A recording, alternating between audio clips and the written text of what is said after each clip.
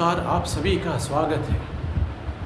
हम जीवन में कितना शोहरत पाते हैं, कितना दौलत पाते हैं, ये हमारे लिए ज़्यादा महत्वपूर्ण नहीं है। हमारे लिए तो महत्वपूर्ण है हम कितना दूसरों के काम आते हैं, ये हमारे लिए ज़्यादा महत्वपूर्ण है। कहते हैं ना, बड़े हुए तो क्या हुआ, जैसे पेड़ खजूर, पंथी को छाया नहीं, फल लागे अति दूर। हम ताड़ का वृक्ष नहीं बने, हम पीपल का वृक्ष बने। जब पथिक अपने रास्ते गर्मी की चिलचिलाती धूप में से गुज़र रहे हो और धूप से उसकी हालत व्याकुल हो, हमारे छाँव तले वो जब आए तो उसको शीतलता महसूस हो, उसको सुकून महसूस हो। हमें वो बनना है। हमें वसुधैव कुटुंबकम वाली भावना हमारे अंदर लाना है। हम दूसरों के काम आए। एक महिला बाज़ार जा रही थी, एक नहीं, माफ़ कीजिएगा, 3 महिलाएं बाज़ार जा रही थी। तीनों के अलग अलग बेटे थे। एक का बेटा बहुत बड़ा पहलवान था, दूसरे का बेटा बहुत बड़ा संगीतज्ञ था और तीसरे का बेटा बड़ा साधारण था। तीनों महिलाएं बाज़ार जा कर के बाज़ार से वापसी कर रही थी। तीनों के सिर पे टोकरी थी, बड़ा सामान बोझ अपने सिर पे उठाए लिए वापस आ रही थी।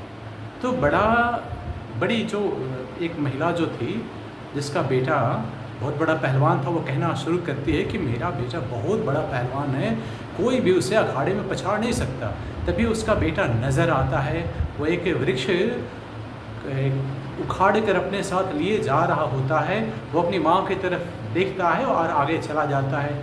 दूसरी महिला कहती है उसका बेटा तो इतना बढ़िया गाता है, मानो जब गाना शुरू करता है ना तो पूरी दुनिया जो है एक अलग सी हो जाती है।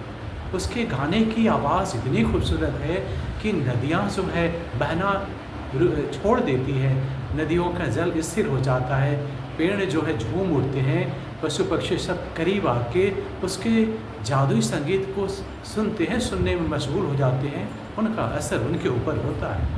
और तीसरी बेचारी महिला, वो कुछ नहीं बोलती है, वो चुपचाप चलती जाती है। दूसरी महिला का बेटा भी आता है, बड़ी जादुई अंदाज में गाते हुए चला जाता है। सभी झूमते हैं, बहुत पल भर के लिए वाकई दुनिया ठहर सी जाती है। तीसरी महिला कुछ नहीं कहती। तभी उसका बेटा की नज़र अपनी माँ पे पड़ती है। वो बेटा दौड़े हुए आता है और अपनी माँ का टोकरी अपने सिर पर ले लेता है। कहता है, माँ तुम इतना कष्ट क्यों कर रही हो, मुझे कहा होता मैं बाज़ार से सामान लेकर चला आता, तुम इतना कष्ट क्यों किया माँ? माँ तुम मेरे रहते तुम इतना कष्ट करो कि मुझे कतई अच्छा नहीं लग रहा है। माँ जल्दी से घर आ जाओ, मैं तुम्हारे लिए खाना परोस करके रखूँगा। तो ये सब बातें जब उसका बेटा, जबकि बड़ा साधारण था, वो कहता है, बाकी दोनों औरतें लज्जित हो जाती हैं। इसलिए हम कहते हैं ना, हम बहुत उपलब्धि हासिल करें जीवन में, ये ज़रूरी नहीं है हम अपने साथ कितने लोगों को लेकर चलते हैं, कैसे लेकर चलते हैं, ये हमारे लिए बेहद ज़रूरी है। इसलिए हम हमेशा ये न सोचें कि दुनिया ने हमें क्या दिया, हम कभी ये भी सोचें कि हमने दुनिया को क्या दिया।